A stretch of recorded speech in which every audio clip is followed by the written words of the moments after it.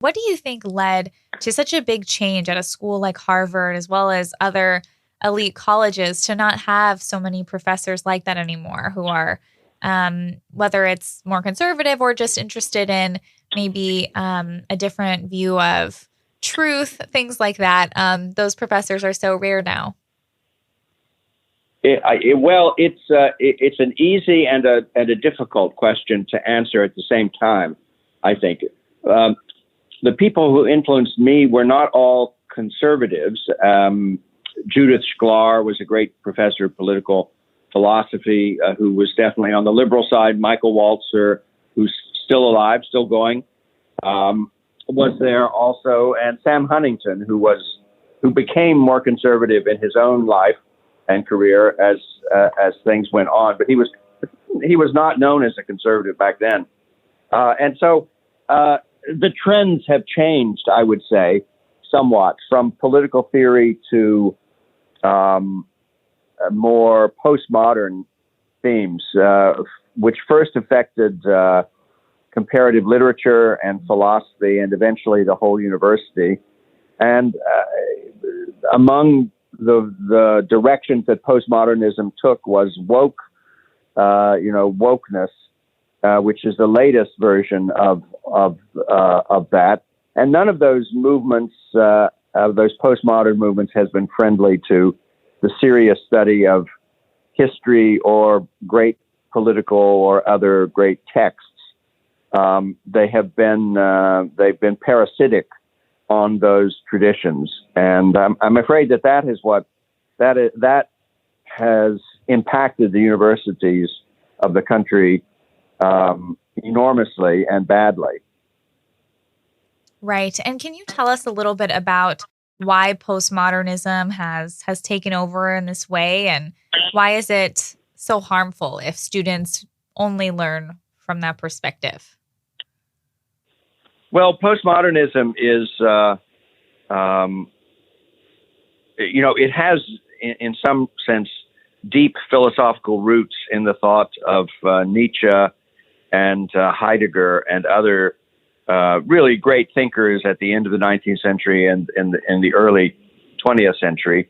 But it is a frivolous and unserious movement. I think it's not worthy really of the great sources of its insights, and it's frivolous because it can be used so unseriously. You can, if you're a postmodernist, you really don't believe in reason. You don't believe in the capacity of reason to come to discover truths or to apprehend truths that are out there. That are not shaped by human will or human culture or human ideology, and as such, it becomes a kind of power game. It reduces serious philosophy, theology, all serious intellectual enterprises, in a way, to a kind of power-hungry game playing, in which what matters is really not the truth, but power. And truth is a means to power, and thus it is not truth anymore.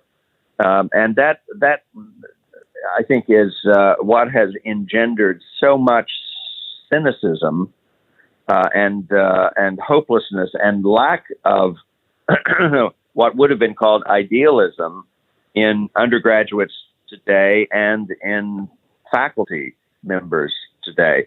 I mean, if you're on a college these days, you find out that there's not a lot of courage to be observed in anyone, least of all in the administration or the faculty, but even among students, it's in very short supply.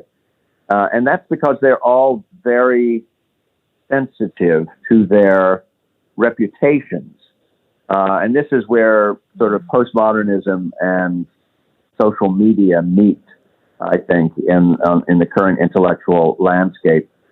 Nobody wants to have a virtual mob arrive outside the virtual mailbox, and pelt them with virtual stones for the rest of their lives about something they said on a college campus when they were 18 or 19 years old.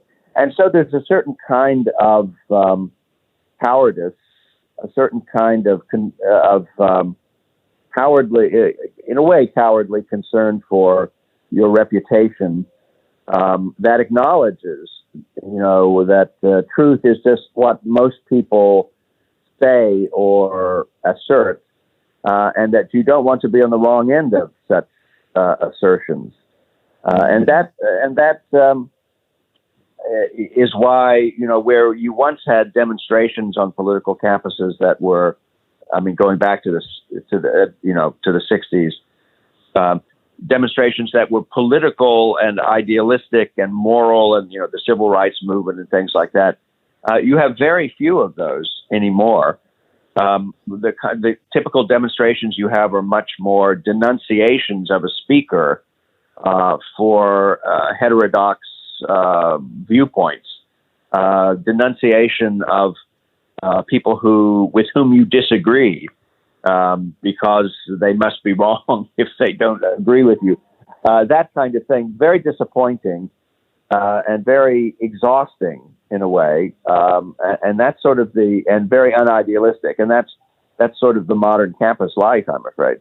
Right. And they often say, truth to power and things like that. And they do often do a lot of their demonstrations as really negative, really trying to prevent people from speaking, kick speakers off of a campus, prevent anyone from having an opposing viewpoint, from being a professor or another student.